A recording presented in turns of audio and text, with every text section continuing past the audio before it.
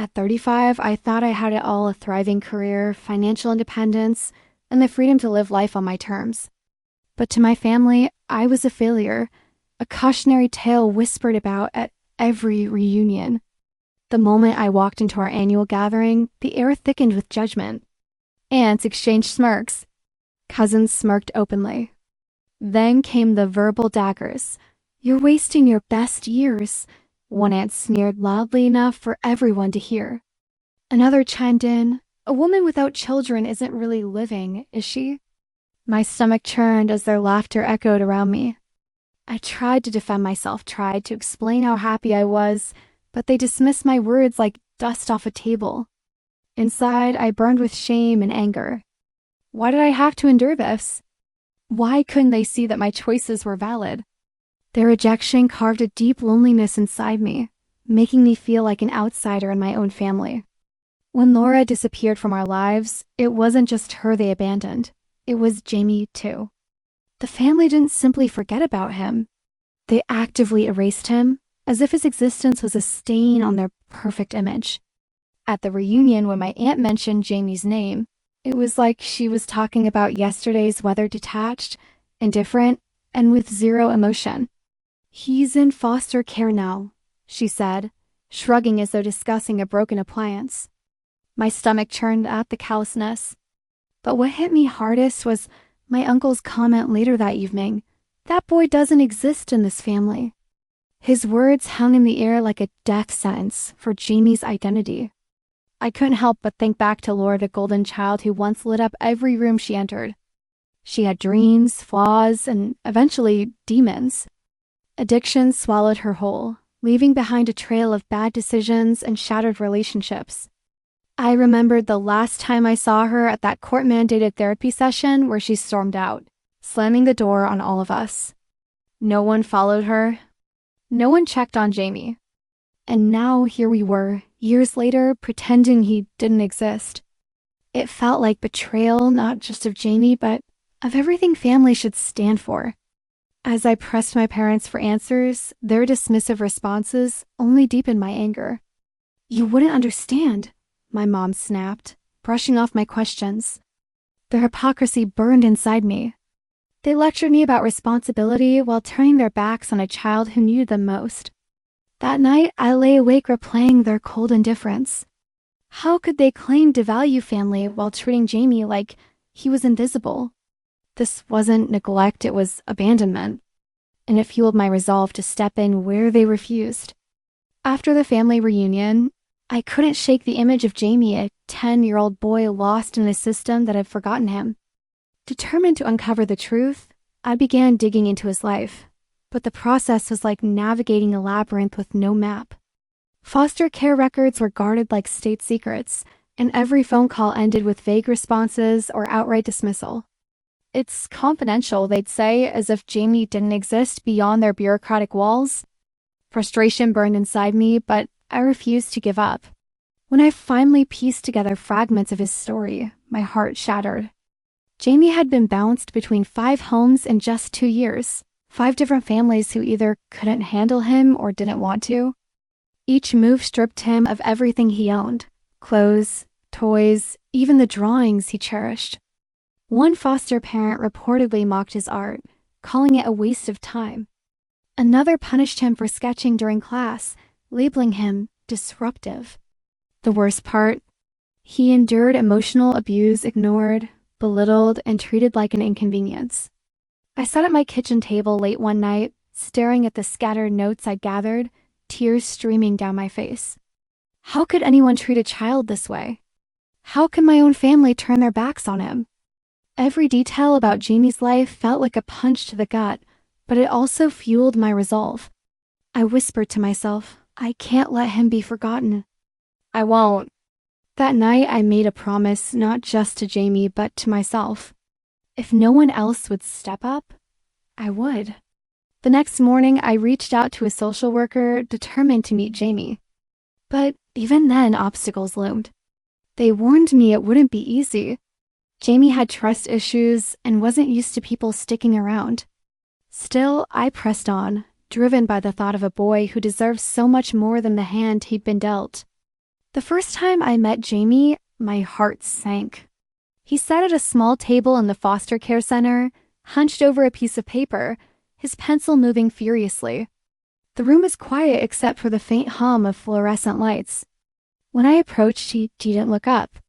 Instead, he kept drawing a chaotic swirl of black and red that seemed to scream anger and pain. My throat tightened as I tried to break the ice. "That's an interesting drawing," I said softly. His response hit me like a punch. "No one really wants me." "You'll leave too." It wasn't just rejection, it was despair, raw and unfiltered. I wanted to argue, to tell him how wrong he was, but I knew words wouldn't mean anything yet. So I stayed silent, watching him sketch. On my second visit, I brought him a sketchbook, something simple but sturdy. At first, he ignored it, letting it sit untouched on the table. But by my third visit, curiosity got the better of him. He flipped through its blank pages, then glanced at me warily before tucking it into his bag. That small act felt monumental. Over weeks, our conversations were stilted, awkward. Jamie spoke in fragments, always guarded. Yet, I noticed tiny shifts, how he'd occasionally glance at me when I commented on his drawings, or how he'd mumble a reluctant thanks when I complimented his work. One afternoon, everything changed. I asked him about his favorite superhero, expecting a shrug or silence. Instead, his face lit up as he described a robot character he'd invented, one with indestructible armor and the ability to fly. For the first time, I saw glimpses of the boy beneath the walls he'd built. By the time he called me Aunt during the visit, my chest swelled with emotion. It wasn't perfect, but it was progress. Each moment we shared became a thread weaving us closer together. And though I knew there would be setbacks, I also knew this: Jamie deserved someone who wouldn't give up on him. The decision to adopt Jamie wasn't just a choice. It was a war one had to fight on every front. When I told my family, the backlash hit like a tidal wave. My mom's voice trembled with rage as she accused me of stealing Laura's child and shaming the family name. My dad slammed his fist on the table, shouting that I was selfish for taking Jamie away from his blood relatives. But it wasn't just their anger, it was the threats that cut deepest. A cousin sent me a chilling text: "If you go through with this, don't expect to ever be welcome here again. The whole family will see you as an enemy." Each word felt like a dagger, carving away at my resolve. I spent nights lying awake, staring at the ceiling, replaying their accusations in my head. Was I overstepping? Was I making a mistake? The fear gnawed at me, fear of failing Jamie, of not being enough, of losing everything familiar. But then I'd think about Jamie sitting alone in that foster care center, clutching his sketchbook like it was his only lifeline. I remembered the way he flinched when other kids teased him for not having a real family. How could I walk away now? He deserved better than a life of uncertainty and neglect. Not everyone turned against me, though. A few close friends became my anchors during those turbulent weeks. Sarah, my coworker, stayed up late helping me fill out adoption forms, even though her own kids kept interrupting us. "You're doing the right thing," she reassured me when I doubted myself. Another friend, Mark, offered to write a glowing character reference for the court. "Jamie's lucky to have you," he said, his words steadying me when I felt like giving up. Their support stood in stark contrast to my family's betrayal, reminding me that love isn't always found in blood, it's built through action. Still, the weight of it all pressed down on me. One evening, after another exhausting argument with my parents, I broke down in tears in my car. I gripped the steering wheel, trying to study my breathing, but the voices in my head wouldn't stop screaming. What if I couldn't provide the stability Jamie needed?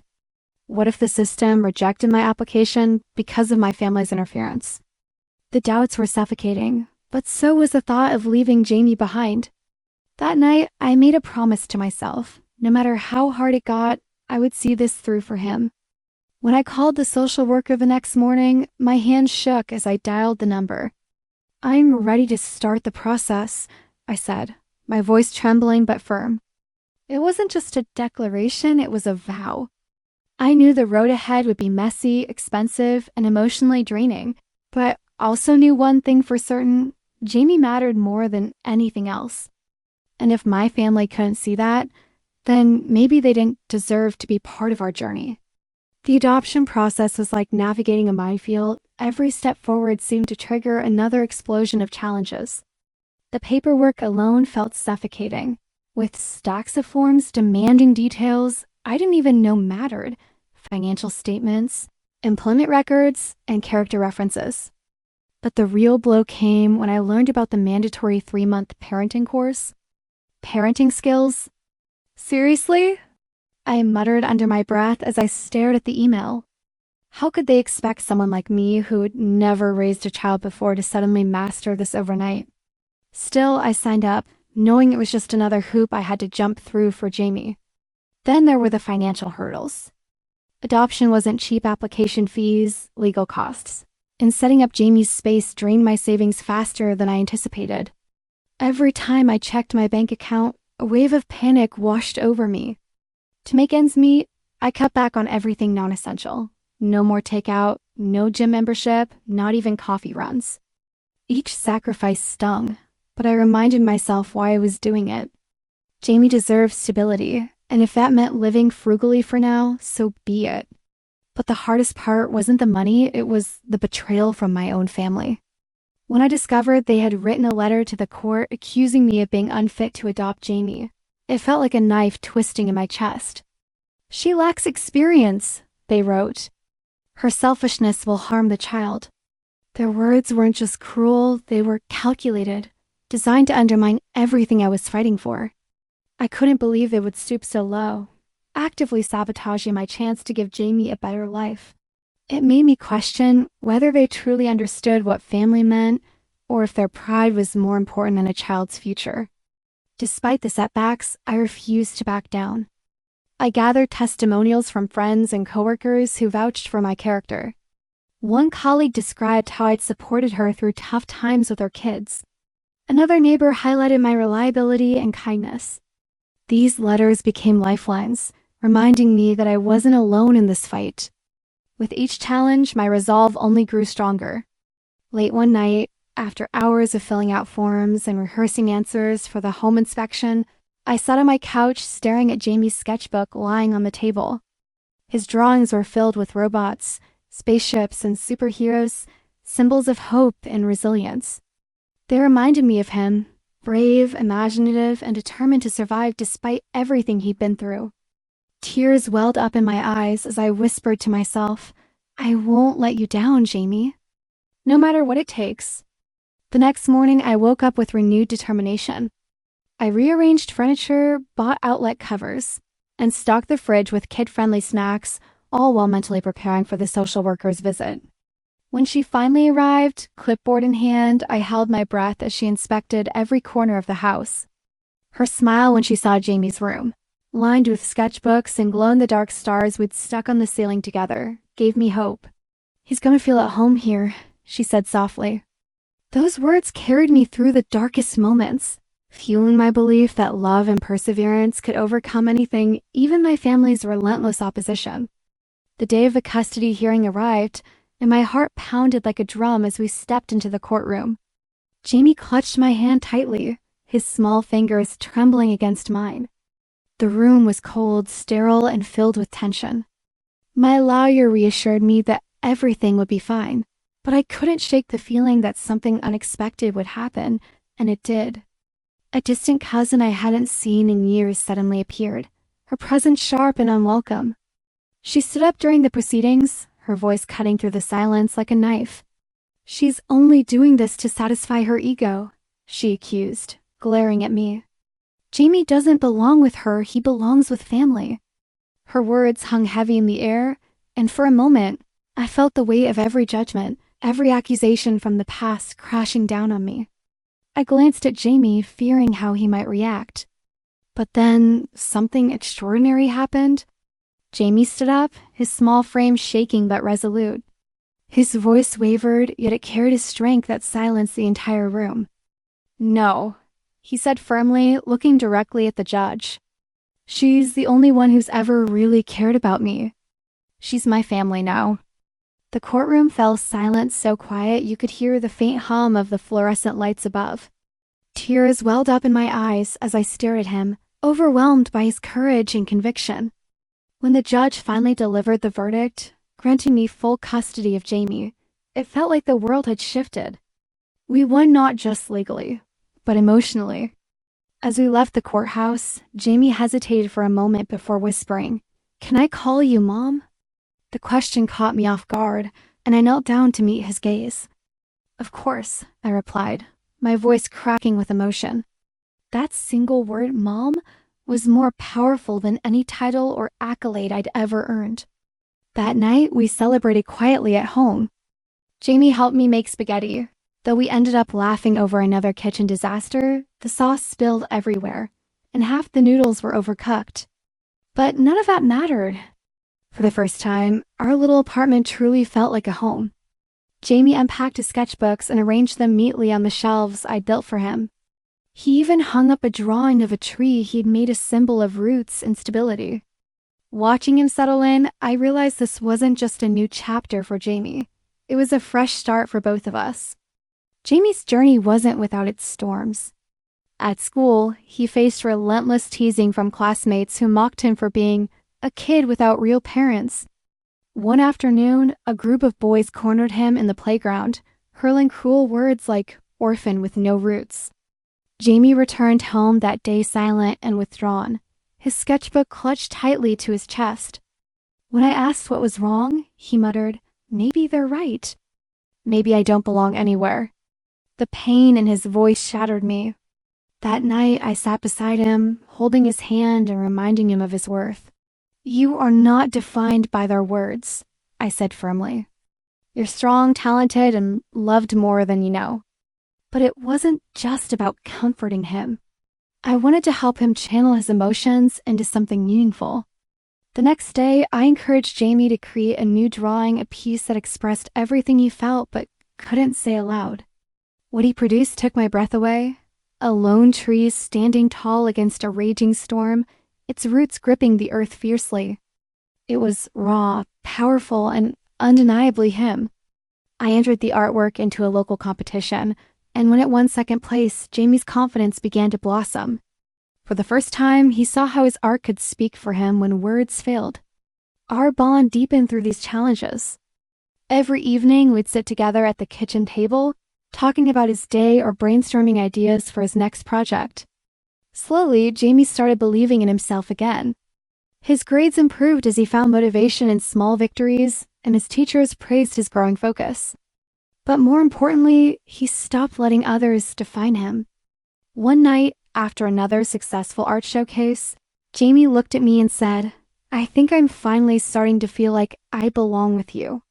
Those words carried the weight of everything we'd overcome together. Laura's reappearance in our lives wasn't just unexpected, it was a storm I hadn't prepared for. At first, her messages seemed harmless. "How is Jamie doing?" Or, "Is he eating well?" But soon they turned into demands, requests to see him weekly, then daily. Her persistence grew suffocating, and I could sense her desperation bleeding through every word. Then came the night she showed up unannounced at my house, pounding on the door like a hurricane unleashed. "Where is he?" "You can't keep him from me." Laura screamed as I opened the door, her voice sharp enough to cut glass. Jamie froze behind me, clutching my arm tightly. His eyes darted between us, wide with confusion and fear. "You stole my son," Lavra accused, pointing a trembling finger at me.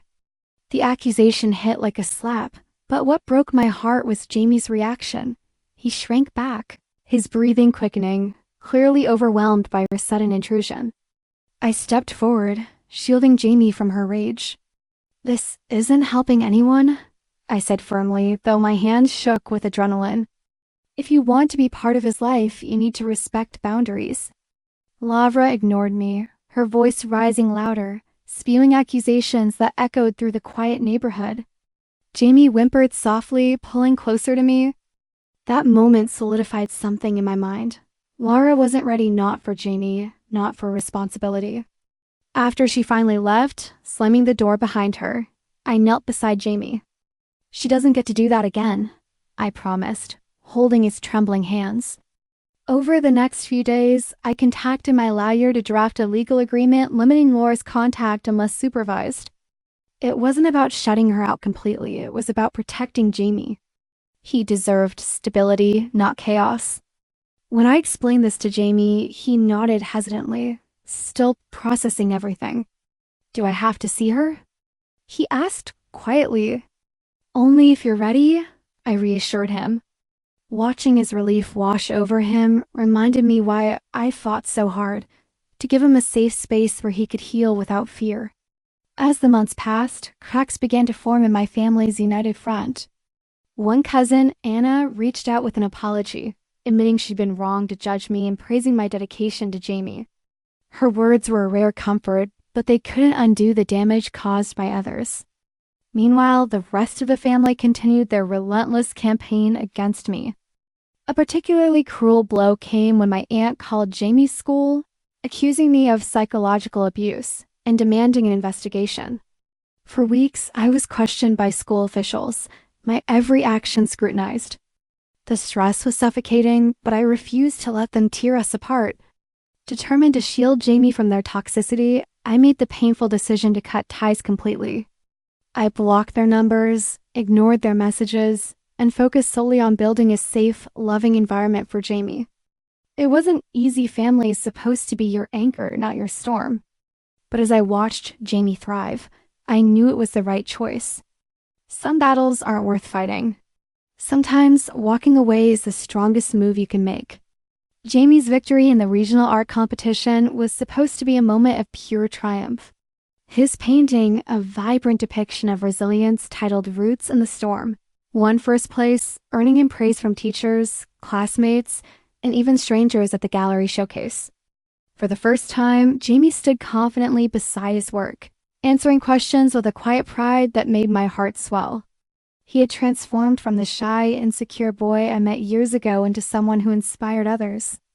But just as we began to celebrate, disaster struck. A local newspaper published an article claiming Jamie's artwork was forced by me, his adoptive mother. The headline screamed betrayal, accusing me of exploiting Jamie's talent for personal gain. Within hours, social media erupted with accusations, calling me controlling and manipulative. Jamie stumbled upon the comments, his face pale with shock. "Do people really think you made me do this?" he asked, his voice trembling. My heart broke seeing him doubt himself again. I sat him down that evening, holding his hands firmly. "You know the truth, Jamie," I said. "Your art is yours, no one can take that away." Together, we drafted a response, sharing Jamie's journey and his love for art. Slowly, the tide turned. Friends, teachers, and even strangers rallied behind us, defending Jamie's talent and independence.